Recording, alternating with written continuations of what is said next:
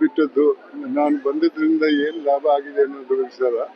ಆದರೆ ಈ ಒಂದು ಸಮಸ್ಯೆ ಬಹಳ ಗಂಭೀರವಾದ ಸಮಸ್ಯೆ. ಈ ಸಮಸ್ಯೆಯಲ್ಲಿ ನಾವು ಸಾರ್ವಜನಿಕರು ಎಲ್ಲರೂ ಇದಕ್ಕೆ ನಾವು ಸಪೋರ್ಟ್ ಮಾಡದೇ ಇದ್ರೆ ನಮಗೆ ನಾವೇ ಹಾನಿ ಮಾಡಿದಂಗೆ ಆಗ್ತದೆ.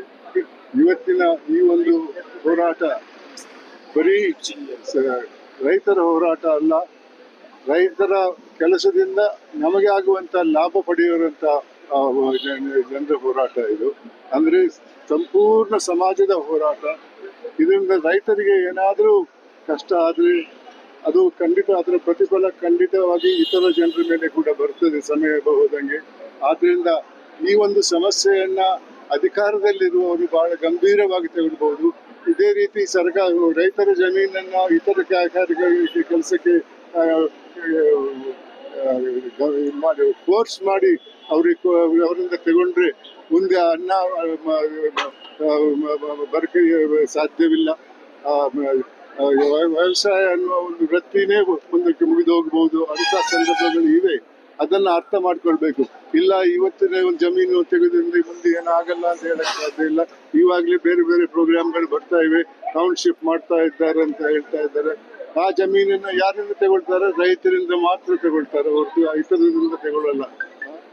ಈ ಒಂದು ವಿಚಾರವನ್ನು ನಾವು ಗಂಭೀರವಾಗಿ ಮಾಡಬೇಕು.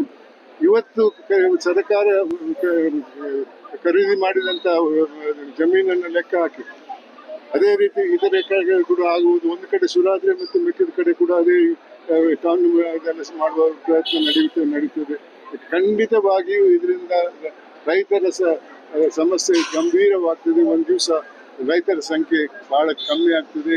ಆದ್ರಿಂದ ಊಟದ ಸಮಸ್ಯೆ ಕೂಡ ಜಾಸ್ತಿ ಆಗ್ತದೆ ಅನ್ನೋದನ್ನ ಅರ್ಥ ಮಾಡ್ಕೊಳ್ಬೇಕು. ಈವಾಗಲೇ ಬೆಂಗಳೂರಲ್ಲಿ ಕೆರೆ ನೀರುಗಳನ್ನ ಭರ್ತಿ ಮಾಡಿಬಿಟ್ಟು ಅದರಲ್ಲಿ ಬಿಲ್ಡಿಂಗ್ ಕಟ್ತಾ ಇದ್ದಾರೆ.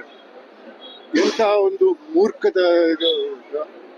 ಸುಮಾರು 2,000 ಕೆರೆಗಳಿದ್ದು ಬೆಂಗಳೂರಲ್ಲಿ ಇವತ್ತು 20-25 ಕೆರೆಗಳು ಕೂಡ ಇಲ್ಲ. ಎಲ್ಲಿ ಹೋಗ್ತಾರೆ ನೀರು ಕುಡಿಯೋಕ್ಕೆ?